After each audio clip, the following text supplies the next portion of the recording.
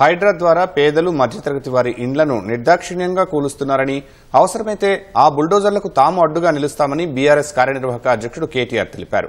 ఆక్రమణలు తొలగించాలన్న ఉద్దేశం మంచిదే అయినప్పటికీ అమానవీయంగా చట్టాన్ని అపహాస్యం చేసేలా చేస్తున్న విచ్చలవిడి కూల్చివేతలను సుమోటోగా తీసుకోవాలని హైకోర్టు ప్రధాన న్యాయమూర్తిని కేటీఆర్ కోరారు. అవసరమైతే పార్టీ తరపున హైకోర్టులో పిటిషన్ వేస్తామని చెప్పారు. బీఆర్ఎస్ ఎమ్మెల్యేలు, ఎమ్మెల్సీలు నేతలతో కలిసి ఫతేనగర్, కూకట్పల్లి ఎస్టీపీలను పరిశీలించిన కేటీఆర్ మూసీ సుందరీకరణ పేరుతో కుంభకోణం జరుగుతోందని ఆరోపించారు.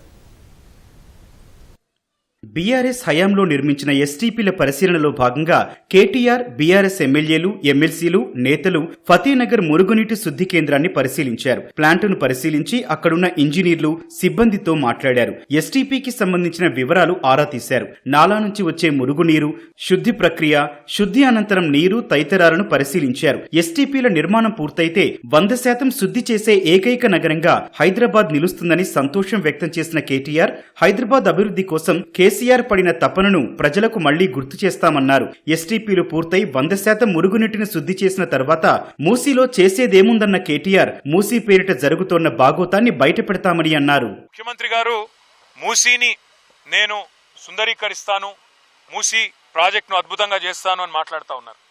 మూసీలో ముఖ్యమంత్రి గారు తెలుసుకోవాల్సింది ఏంటంటే, కొత్తగా మీరు శుద్ధి చేసేదైతే ఏమీ లేదు. ఎందుకంటే ఆల్రెడీ సివరేజ్ ట్రీట్మెంట్ ప్లాంట్లు సంపూర్ణంగా మా ప్రభుత్వమే ప్రారంభించింది. అవి దాదాపుగా పూర్తయ్యే దశకు వచ్చినాయి. మీరు డబ్బులు ఇస్తే ఇంకో 2-3 నెలల్లో మొత్తం పూర్తయిపోతాయి. మరి 4,000 కోట్లు ఖర్చు పెట్టి మొత్తం 100% సివరేజ్ ట్రీట్మెంట్ అయిపోయిన తర్వాత మరి వాళ్ళ ముఖ్యమంత్రి గారు, ఆయన మంత్రివర్గం మాట్లాడుతున్న మాటలు, మూసీ ప్రాజెక్టు కోసం 1,50,000 కోట్లు ఖర్చు పెడతామని ఒకసారి, 50,000 కోట్లు అని మరొకసారి, 70,000 కోట్లు అని మరొకసారి ఏవైతే మాట్లాడుతున్నారో, ఈ మాటలు చూస్తూ ఉంటే మాకు అనుమానం వస్తూ ఉన్నది. ఎందుకంటే అసలు ఉద్దేశం మూసీ సుందరీకరణనా లేక ఇంకేదన్నా ఉన్నదా అనేది కూడా ప్రజల్లో కూడా అనుమానాలు కలుగుతూ ఉన్నాయి. హైదరాబాద్లో ఆల్రెడీ మొత్తం మూసీకి సంబంధించిన మురికి నీరంతా శుద్ధి చేసిన తర్వాత మూసీ ప్రక్షాళన పేరిట కొత్త నాటకం. అందుకే రేవంత్ రెడ్డి గారికి మేము చేసే విజ్ఞప్తుల్లో ఒకటే, మీరు చేయాల్సిన పనులన్నీ మేము గతంలో ఆల్రెడీ చేసేసినాం. ఇప్పుడు మీరు చేయాల్సిన పని ఏంటంటే, మీరిచ్చిన 6 గ్యారంటీలు అమలు చేయండి. హైడ్రా కూల్చివేతలపైన స్పందించిన కేటీఆర్, ఏమాత్రం సమయం ఇవ్వకుండా పేదలు, మధ్యతరగతి వారి ఇళ్లను నిర్దాక్షిణ్యంగా కూలుస్తున్నారని అన్నారు.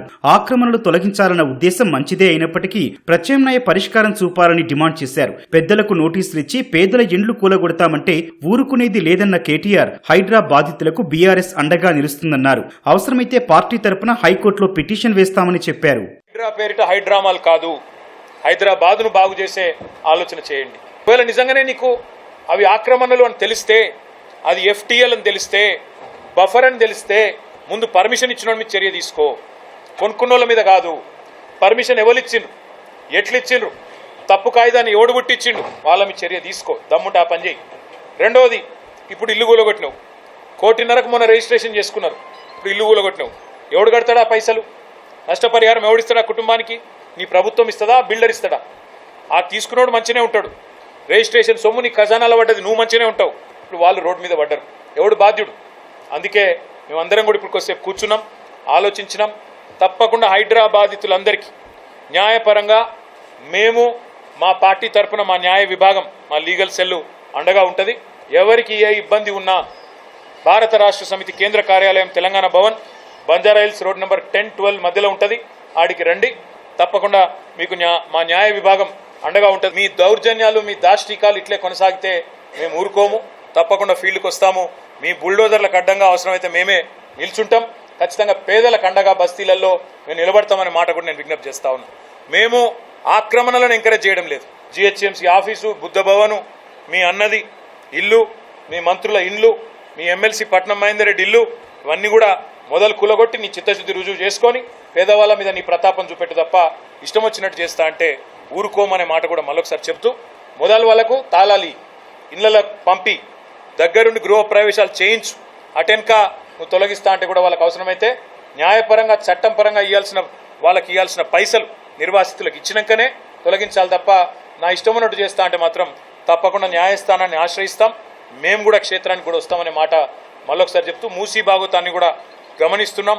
అందులో నీ అవినీతి ఆలోచనలు కూడా అన్ని కూడా చూస్తున్నాము, సరైన సమయంలో బయట పెడతామని చెప్పి కూడా తెలియజేస్తూ 10 ఏళ్ల పాటు ప్రాంతీయ కుల విద్వేషాలు మతపరమైన గొడవలకు అతీతంగా కేసీఆర్ పాలన చేశారని, ప్రస్తుతం junior NTR cinema release function కూడా నిర్వహించలేని పరిస్థితి ఉందని కేటీఆర్ మండిపడ్డారు. హైదరాబాద్ లో ట్రాఫిక్ పరిస్థితి, శాంతి భద్రతల పరిస్థితి ఎలా ఉందో అందరికీ తెలుసున్న ఆయన 10 నెలల్లో ఒక్క పాజిటివ్ కార్యక్రమం కూడా లేదని, పురపాలక శాఖను తన వద్దే ఉంచుకున్న సీఎంకు హైదరాబాద్ నగరం అంటే పట్టింపు లేదని వ్యాఖ్యానించారు.